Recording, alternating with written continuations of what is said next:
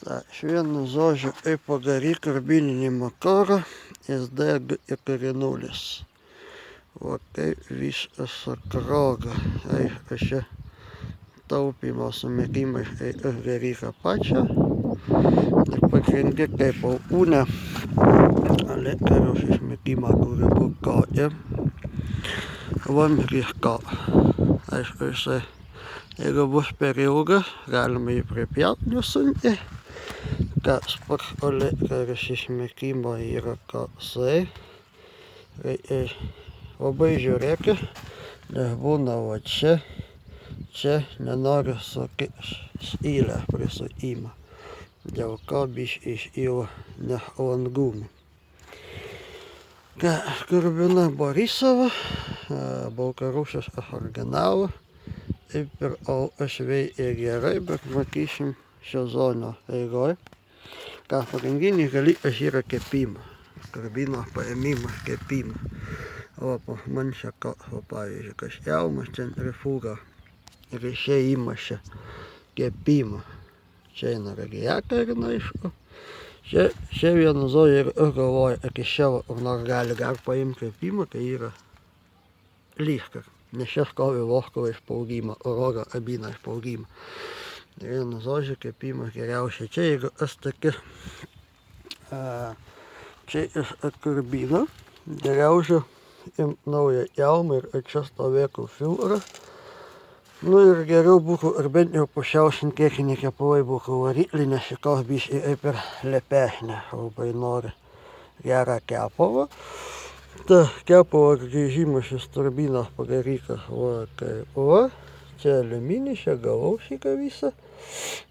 Turi kepalo grįžimas būti laisvas. Jeigu kepalo bus grįžimas nelaisvas, tai per turbinos šelę fiksavimo žirų kepalas gali pakelti į plaukimą. Su oro varikliu, variklis gumė. Nors šiaip variklis šalka ant mažų apsukų, melsvų gumų dirba, karbinis čia yra viskas normalu. Ir aš dirbau jau su juo, man su turbina dabar 40 valandų pradirbau. Tai vienu žodžiu, kaip šalkas, jisai viską su mėlyna guma. Ir amendacija nelaikyka nuo labai mažų apsukų. Gali būti biškį ilgesnė apsuka. Jeigu nėra būtinybė, ar jisai dirbtų, geriausia gesint. Dar patarimas, kad turbina, jeigu atvažiuoja iš lauko temperatūra 85-90 ar 80, geriau negesint variklę, o leis dirbt minutę, turbina savaime atvėstų. Nes antraip, jos nemyli šitą reikalą. Jam patinka atšipų po sunkaus darbo.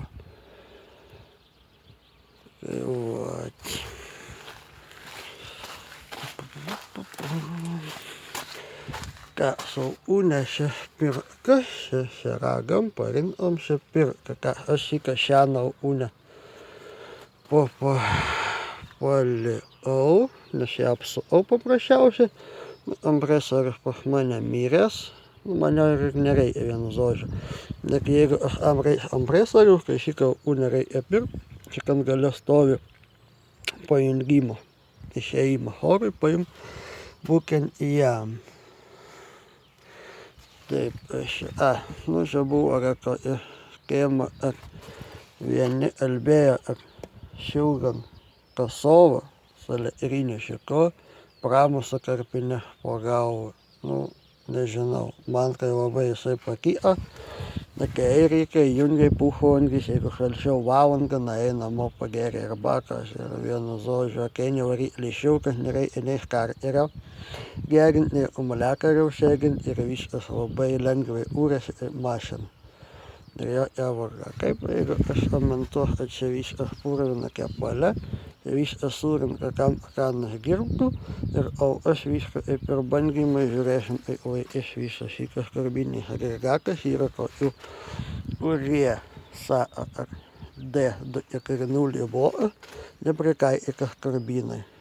Karbinai ir karbininiam gero unne velna aš nekeičiau, nes pas mano unnis velnas yra dar rusų gamyba, SSR-inė, kai aš čia pasikonsultavau buvo man tokia išvada, aš įkahau unį gali geriau ir nei naujas iš parduotuvės pirktas turbinį. Vienu žodžiu, jeigu saivus, nebus didelė nuostolė. Na dar prie to pačio, jeigu aš rinkau grynai iš 80, ką pirkau prie inikiuką, visus organus dariau ir gaišių gėžiais kašiau ašelę su gantrašiu. Kai gal nors bus gerai gal prie to pačio, kai vienu žodžiu ašelę aš kakaši kaip ir paprastai, bet gėja ten krakarius ir nuo pačią kilką ir nuo kilko pusės kakaši ašelę, kad gan rakukai iš vidaus fiksuojasi veržlė ir išlau ar varžtas yra fiksavimo.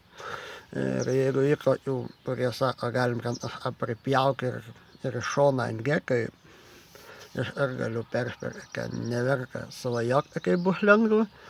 Reikia kraut gėžę nuo kilko ir pasistaka viskas yra puikiai ir viskas veikia. Ir nėra jokių problemų. Na, tikiuosi, nors bus naudingas šitas video.